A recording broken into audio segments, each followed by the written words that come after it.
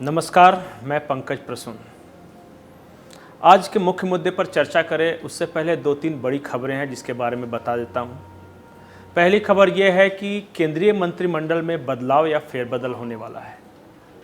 सभी मंत्रियों से रिपोर्ट कार्ड मांगी गई थी, उन्होंने सौंप दी है। अब पीएमओ में युद्ध स्तर पर काम चल रहा है। कुछ मंत्रियों के विभाग बदले जाएंगे तो कुछ मंत्रियों की छुट्टी होगी।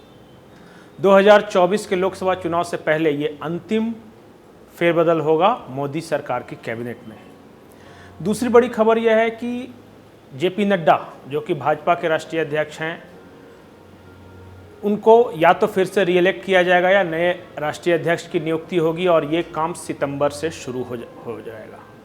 उससे पहले कई राज्यों में स्टेट प्रेसिडेंट यानी प्रदेश अध्यक्ष बदले जा चुके हैं, कुछ राज्यों में और बदले जाएंगे।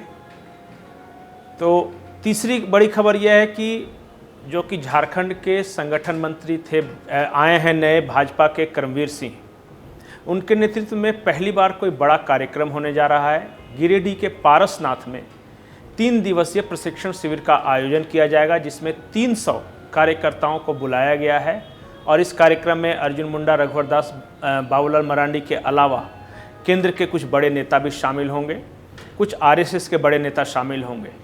और जो हमें जो जानकारी है, ये मिशन 2024 के लिए प्रशिक्षण है। 300 कार्यकर्ताओं को उन्हें 15 पॉइंट का एक क्वेश्चनर दिया जाएगा, उसके बाद उन्हें प्रशिक्षित किया जाएगा और अंत में कहा यह जा रहा है कि रिटन टेस्ट भी लिया जाएगा।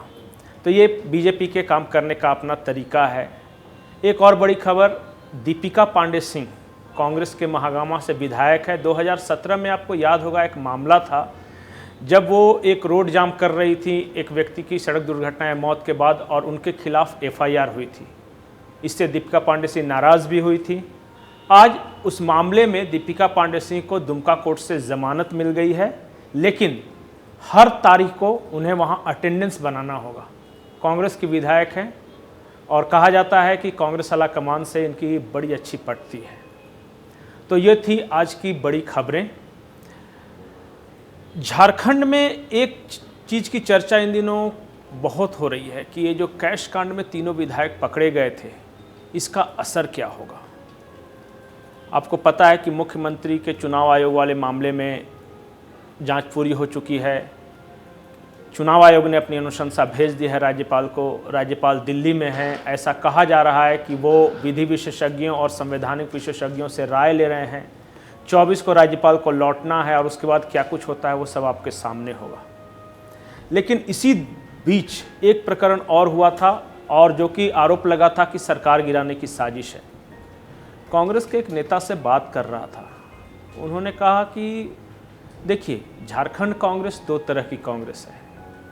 एक कांग्रेस है सिमडेगा, गुमला, मांडर वाली कांग्रेस, जिसमें आदिवासी हैं, क्रिश्चियन हैं, झारखंड का सेंटिमेंट है और झारखंडी मिट्टी में रचे बसे लोग हैं। दूसरी कांग्रेस है कोयलांचल वाली कांग्रेस, जिसमें पूर्णिमा नीरज सिंह हैं, अनूप सिंह हैं, जो कि प्रवासी सवर्ण कांग्रेस जिसको कह सकते हैं वो है। और इन दोनों कांग्रेस में कहीं ना कहीं टकराव चलता रहता है। तो इस बार जो विधायक फंसे हैं कैश कांड में वो कौन है? इरफान अंसारी मुस्लिम, नमन विकसल कोंगाड़ी ईसाई पादरी, इरफान अंसारी ने खुद कहा, और राजेश कच्छप आदिवासी। और जिन लोगों पर आरोप लग रहे हैं कि इनको फंसाया किसने, उनमें 3 नाम लिया जा रहा है। एक कांग्रेस के प्रभारी अविनाश पांडे, सरनेम पर ध्यान दीजिएगा, राजेश ठाकुर और अनूप सिंह। तो वो कांग्रेस नेता कह रहे थे कहीं सिंह, ठाकुर और पांडे ने मिलकर अंसारी, नमन विकसल कोंगाड़ी और राजेश कच्छप को तो नहीं फंसा दिया।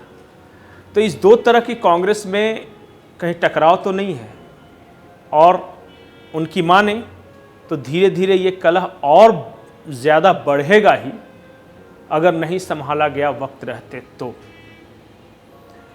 दूसरी बड़ी खबर यह है, एक ईडी से जुड़ा मामला है जिसको आपको पता होगा कि हाईकोर्ट के अधिवक्ता हैं राजीव कुमार, उनसे लगातार 2 दिन से पूछताछ चल रही है और हमें जो जानकारी मिली है कुछ लोग हैं जिनके थ्रू राजीव कुमार पीआईएल करवाते थे।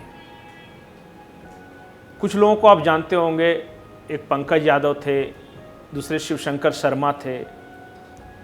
कहा जा रहा है कि ये जो पीआईएल करता थे, जो कथित तौर पे जो आरोप लग रहे हैं कि इनके थ्रू जो राजीव कुमार पीआईएल कराते थे, इनसे भी ईडी की पूछताछ हो सकती है और इन्हें जल्दी ही बुलाया जा सकता है।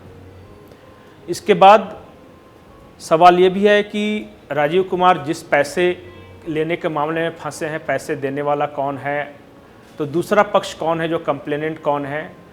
तो उड़ती उड़ती खबर है, ये कंफर्म नहीं है। एक अमित अग्रवाल नाम के शख्स का नाम लिया जा रहा है, शायद ईडी उन्हें भी पूछताछ के लिए बुला दे।